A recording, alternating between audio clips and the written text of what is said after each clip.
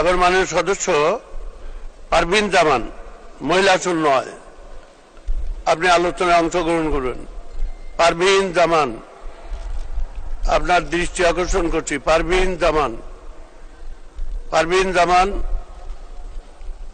মহিলা আসন নয়, আপনার সময় 2 মিনিট। মাননীয় স্পিকার, অনেক ধন্যবাদ আমাকে 71 বিধিতে কথা বলার সুযোগ দেওয়ার জন্য। আমার বিষয় হচ্ছে শৈলকুপা উপজেলার স্বাস্থ্য কমপ্লেক্সে আধুনিক চিকিৎসা সরঞ্জাম ও জনবল বর্ধিত করা প্রসঙ্গে। মাননীয় স্পিকার, আপনার মাধ্যমে সকল মাননীয় সংসদ সদস্যবৃন্দকে সালাম ও শুভেচ্ছা জানাই। মাননীয় প্রধানমন্ত্রী দেশরত্ন শেখ হাসিনা সারা বাংলাদেশ জুড়ে যে উন্নয়ন মহাযজ্ঞ চালিয়ে যাচ্ছেন, তাতে সারা বাংলাদেশ জুড়েই আজ রঙে রঙে রঙিন হয়েছে।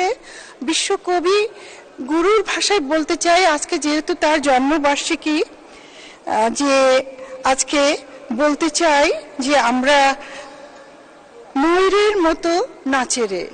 কিন্তু দুঃখ ভারাক্রান্ত হৃদয় বলতে চাই, আমি ঝিনাইদহ জেলার শৈলকুপা উপজেলার সন্তান। শৈলকুপা উপজেলা স্বাস্থ্য কমপ্লেক্সটি 31 শয্যা থেকে শুধুমাত্র 50 শয্যাতেই উন্নীত হয়েছে।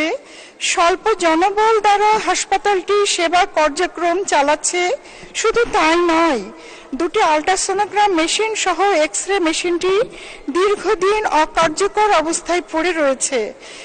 বিপুল সংখ্যক মানুষ এবং দূর দূরান্ত থেকে আসা মানুষ সেবা থেকে বঞ্চিত হচ্ছে। এমত অবস্থায় শৈলকুপা উপজেলায় জনবল বাড়ানো সহ হাসপাতালটিতে আধুনিক মেডিকেল সরঞ্জাম সরবরাহের ব্যবস্থা করণের জন্য মাননীয় স্পিকারের মাধ্যমে মাননীয় স্বাস্থ্যমন্ত্রীর দৃষ্টি আকর্ষণ করছি।